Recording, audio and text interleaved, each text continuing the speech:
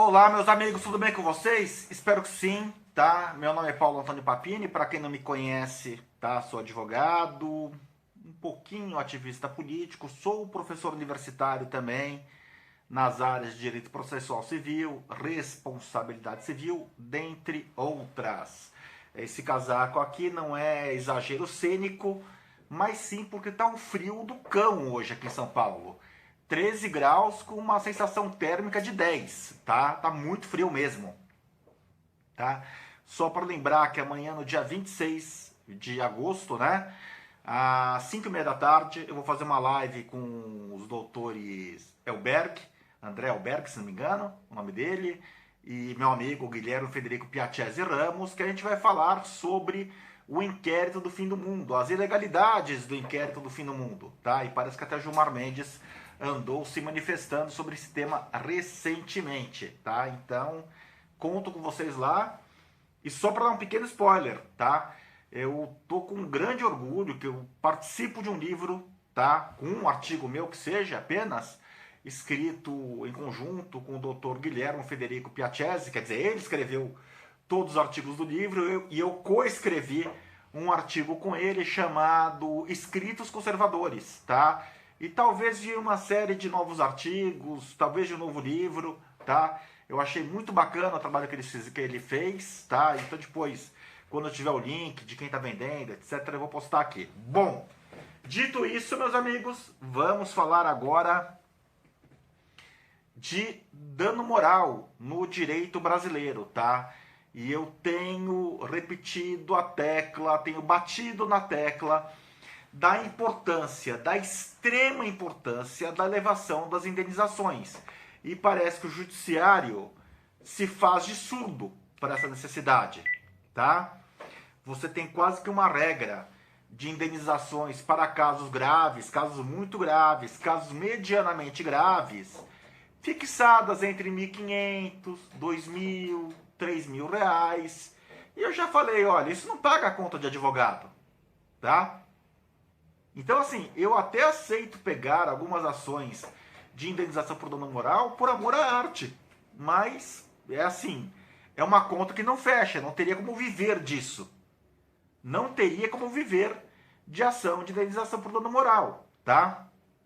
Então, eu costumo bater na tecla que é importante, sim,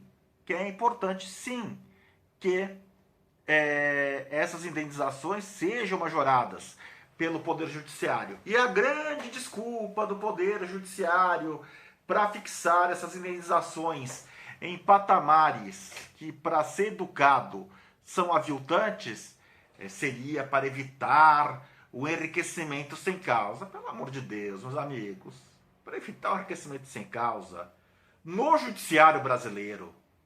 Tá falando sério? É assim, vamos ser realistas, meus amigos. O processo judicial brasileiro, em termos de velocidade, em termos de qualidade das decisões, do aspecto técnico, para ser ruim teria que melhorar um pouco. Para ser ruim teria que melhorar um pouco, tá? Vamos ser objetivo, vamos ser realista, tá? Então, assim, e fora que demora para dedéu, né? Fora que demora para dedéu. Então, assim, é uma nota de rodapé de um artigo que eu estou escrevendo junto com alguns colegas meus de academia, tá? Do meu mestrado e doutorado. Daí eu vou ler o que eu escrevi aqui, tá? Essa é uma citação que eu faço no artigo. Ele não foi para envio ainda, ele deve ser enviado até o fim dessa semana. Vou abrir aspas para um trecho que eu escrevi. Com efeito, em mais de 20 anos de advocacia e magistério, a indústria do dano moral, né? Porque sempre a desculpa é essa. Vamos evitar a indústria do dano moral, que é uma bobagem, não existe indústria do dano moral. Então vamos ler de novo a frase. Com efeito, em mais de 20 anos de advocacia e magistério, essa é uma das maiores falácias que já vimos. Ninguém, absolutamente ninguém, torce para ser negativado indevidamente, para ser agredido, para ser vítima de um ilícito civil, para locupletar-se utilizando o poder judiciário. Mormente, principalmente, né, no Brasil, onde a morosidade e, por conseguinte, a ineficácia do processo judicial são fatores que muitas vezes afastam o jurisdicionado do exercício do seu direito. Quem nunca teve um cliente que quando parou para pensar, falou, puxa vida, a dor de cabeça que vai dar para eu entrar com ação, para ir atrás do meu direito, não vale a pena. Eu tive vários clientes desses, vários, tá? Eventualmente, sim, haverá pessoas que tenderão a criar situações com o fito de locupletar-se ilicitamente. Seríamos ingênuos se desconhecêssemos tal fato, tá? Ocorre que para esse tipo de cenário, o direito brasileiro já tem uma resposta tipificada no Código Penal, através do seu artigo 347, que trata do crime de fraude processual. Da mesma forma que simular uma ação trabalhista inexistente como forma de obter quitação definitiva, que são as famosas casadinhas, tá? Caracteriza a fraude processual, inventar fatos sabidamente inexistentes e, pior, forjar documentos para tal, também é, a meu ver, fraude processual, enquadrável nesse tipo penal, artigo 347. Inovar artificiosamente na pendência do processo civil administrativo o estado ou lugar da coisa ou de pessoa com o fim de induzir a erro o juiz ou perito. Pena, detenção de 3 meses a 2 anos e multa. Tá? Parágrafo único, se a inovação se destina a produzir efeito em processo penal, ainda que não iniciado, as penas aplicam-se em dobro. Tá? O que eu quero dizer com isso é o seguinte, meu amigo. Tá? Então vamos lá. Existe um caso famoso, por exemplo, que saiu até na televisão, de um sujeito que pegou uma garrafa de cerveja e colocou um prego dentro da garrafa. E quando foi a perícia, constatou-se que o próprio consumidor abriu aquela garrafa de uma forma a não amassar a tampinha, aquela tampa metálica, tá? Inseriu o prego dentro da garrafa e depois fechou. E realmente, a olho nu, tal, sem uma perícia, até parecia mesmo, né? Até parecia mesmo que o produto estava lá, que o bem próprio para consumo estava na garrafa por erro do fabricante. Não, mas aquilo foi forjado pelo autor da ação.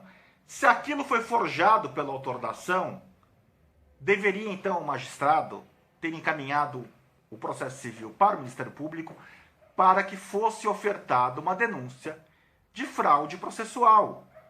Como, por exemplo, eu já advoguei uma vez para uma empresa que foi acusada de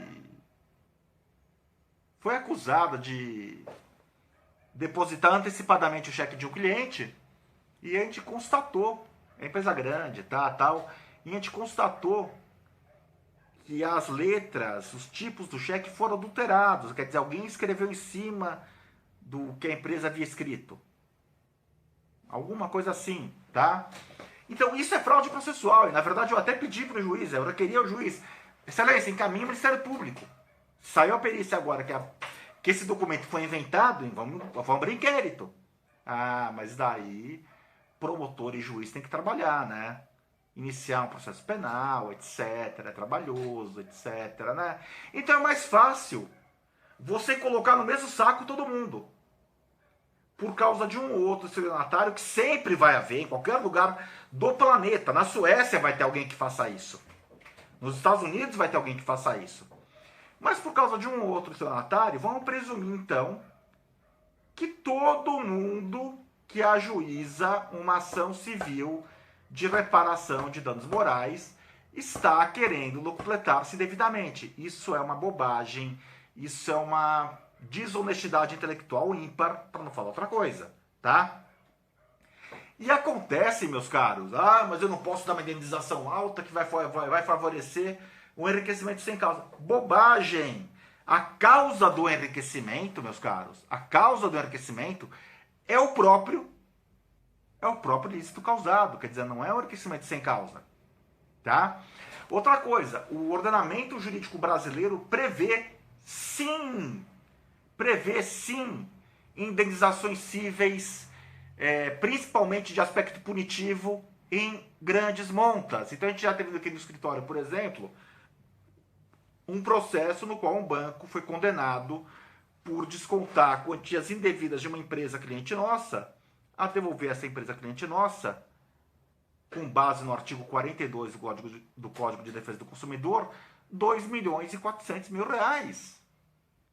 Peraí, por que o ordenamento jurídico prevê que, com base no artigo 42, você possa condenar alguém a devolver 2.400.000 reais, que seria 1.200.000 mais 1.200.000, mas você não pode fixar um dano moral de 10 mil? Por quê? Por quê? Qual que é a lógica? Outra coisa, o artigo 537, parágrafo 1º do Código de Processo Civil, ele estabelece que na atual sistemática, tá, uma multa combinatória de obrigação de fazer e não fazer, se a multa se tornar excessiva ou muito baixa, o juiz só pode alterar o valor vencendo, não vencido, porque antigamente acontecia isso. Você entrava com a ação, a parte não cumpria a obrigação de fazer, não cumpria, de repente a multa estava em 200 mil reais, o juiz falava, agora a multa ficou alta demais, né? Abaixo para 5 mil reais.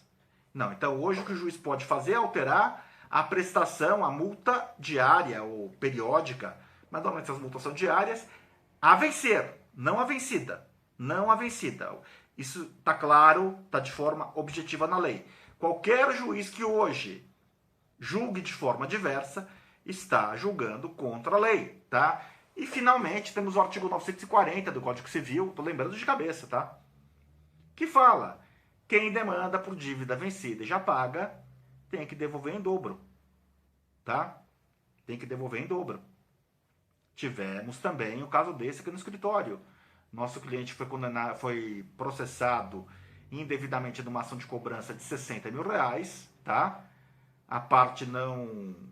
O valor que ele devia correto era coisa de 48, 49 mil reais, 12 mil reais já haviam sido pagos, e a parte que propôs a ação foi condenada a indenizar-lhe no dobro do valor que comprovamos os autos, tá? Que ele já havia pago. Em liquidação de sentença, isso deu perto de 200 mil reais. Isso, meus amigos, nada mais é do que ilícito civil. O dano moral nada mais é do que uma indenização pelo ilícito civil. Tá? É uma forma do judiciário dizer pro cara, falar, meu amigo, ó, não faz caca, para não falar um palavrão, que daí o YouTube vai desmonetizar o vídeo, etc, tal. É uma forma do judiciário falar pro cidadão, falar, meu amigo, ó, não faz caca, que vai custar caro. Você quer fazer besteira? Aguente a consequência. Tá legal? Então, para finalizar, para arrematar esse meu texto aqui, eu vi hoje a notícia. Olha isso, eu vi hoje a notícia. Eu até separei o acordo, vou até colocar o link do Tribunal de Justiça aqui na descrição do vídeo. Seguinte, o empresário estava numa situação civil, numa situação complicada em sua empresa, e ele teve a brilhante ideia de colocar um laranja, falsificar a assinatura do laranja, quer dizer, ele pegou um senhor idoso, idade do meu pai, do seu pai, ele pegou um senhor idoso, colocou os dados, CPF, RG, daquele senhor idoso, no contrato social da empresa, assinou a procuração pública daquele senhor idoso para ele e passou a empresa para o nome do senhor idoso. E ele nomeava advogados, etc, etc, etc, etc. Tá? Bom, o Tribunal de Justiça de São Paulo julgou nula essa alteração de contrato social, anulou esse contrato social, essa alteração de contrato social, e condenou em 50 mil reais. Bom, eu não sei quanto foi pedido na inicial, e o processo é físico, vai dar um pouquinho de trabalho para descobrir. Eu não sei quanto foi pedido na inicial, tá? Mas o ponto que eu quero chegar é o seguinte: condenação de 50 mil reais. Vamos imaginar que 50 mil reais tenha sido pedido. Olha, para mim, uma indenização dessas, porque vamos lá, a gente não tá falando do médico que esqueceu a gaze na perna do paciente. A gente não está falando do advogado que se equivocou e impetrou um mandado de segurança ao invés de interpor um recurso de agravo de instrumento e causou um dano ao cliente.